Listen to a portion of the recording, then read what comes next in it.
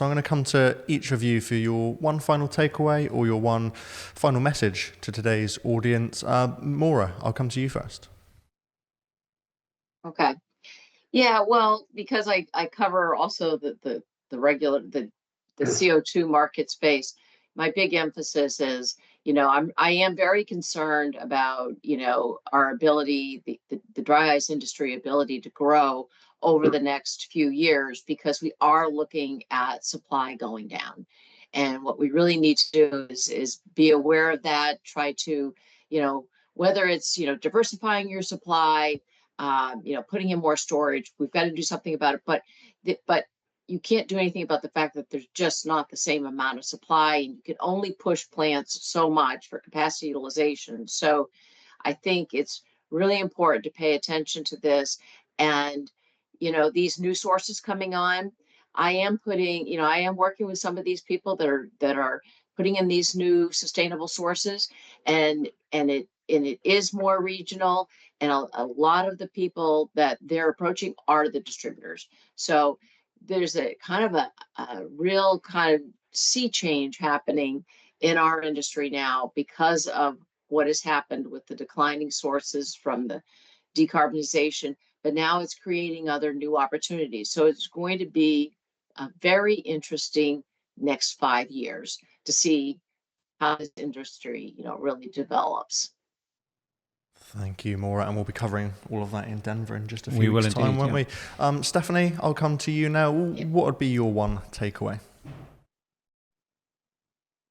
I think for us, especially at CMC, I really think just the emphasis of all the, the independent dry ice manufacturers working together instead of, against each other. I think that's something that at CMC we're really trying to do and to harp on, as well as just, touching again on the dry ice blasting and that industry expanding, as Maura had said, with the research that she has done.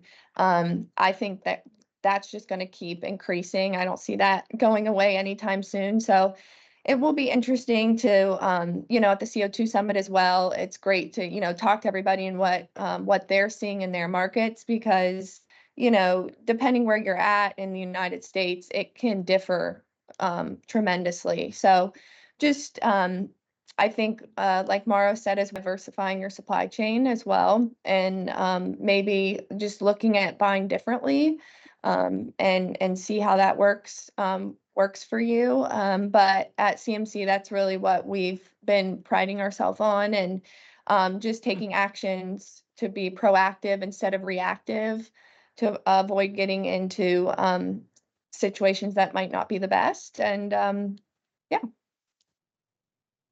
Thank you, Stephanie. And finally, Jeff, with our sponsors today, TOMCO Systems, what would be your message to the viewers?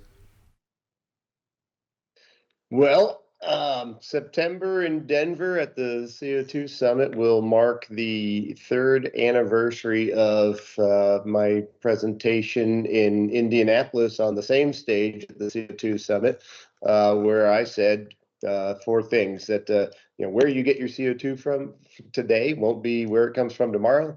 Who distributes it to you today won't be who distributes it to you tomorrow. How much you pay for it today won't be how much you pay for it tomorrow. And then lastly, the last point was, and then half the people in the room won't be here next year because we'll all forget, because we won't feel the pains. And I think that was 2022. So we won't feel those pains in 2023. And we didn't.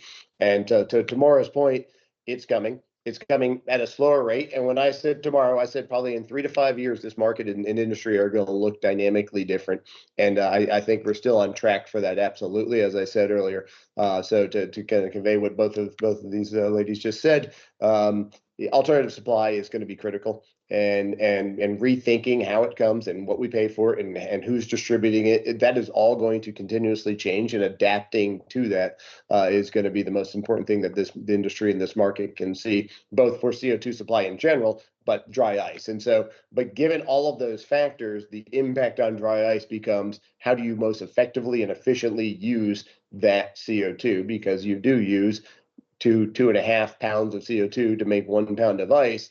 how do you lower that and get the efficiency and capture and recover and subcool? Those type of product offerings are going to be critical, as well as the flexibility of product manufacturing, so you can make the freshest, best ice you can for especially like blasting and other needs and blocks and things like that.